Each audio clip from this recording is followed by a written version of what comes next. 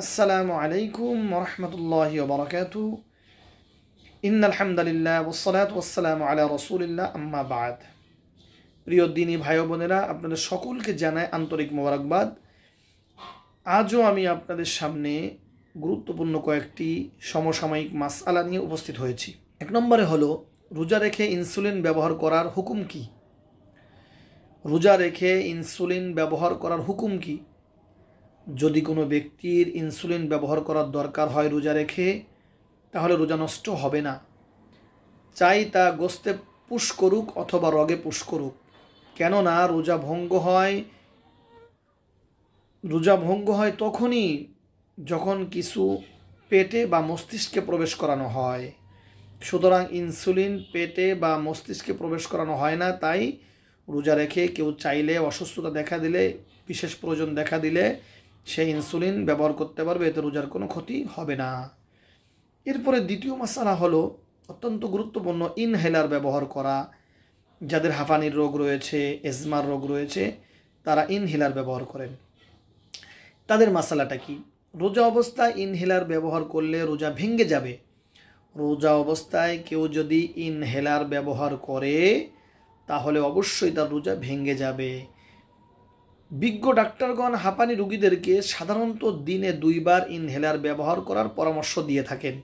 তাই প্রতিদিন সাহারির সময় একবার এবং ইফতারির সময় একবার ব্যবহার করলে যদি বড় কোনো সমস্যা না হয় তাহলে এই পদ্ধতিতেই রোজা রাখবে।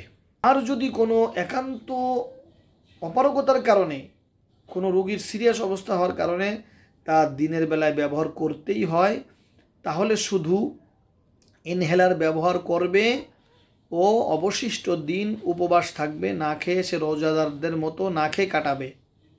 এরপরে যখন ছোট দিন আসে বা যখন তার ইনহেলার ব্যবহার করার প্রয়োজন কম দেখা দেয়, তখন সে পরবর্তী দিনগুলোতে একটা রোজা কাজা করে দিলেই হয়ে যাবে। কাফফারা তাকে দিতে হবে না। সুতরাং আমরা বুঝলাম রোজা রেখে ইনহেলার ব্যবহার করলে রোজা নষ্ট হয়ে যাবে। যদি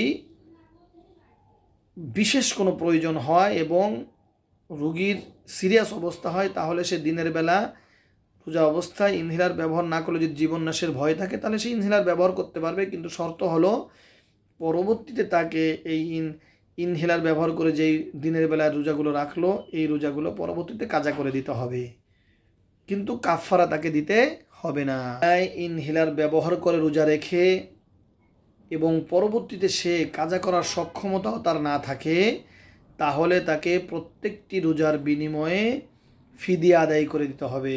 প্রত্যেকটি রোজার জন্য ফিদিয়া আদায় করতে হবে। এটাই হলো ইসলামের বিধান। পরবর্তী মাসআলা হলো রোজা রেখে সাপোজিটর ব্যবহার করা জায়েজ আছে কিনা। এই কথার উত্তর হলো রোজা অবস্থায় সাপোজিটর ব্যবহার করলে অবশ্যই রোজা ভেঙে যাবে। কেননা সাপোজিটর সাধারণত বায়ুপথে ব্যবহারের মাধ্যমে পেটের ভেতর প্রবেশ করে।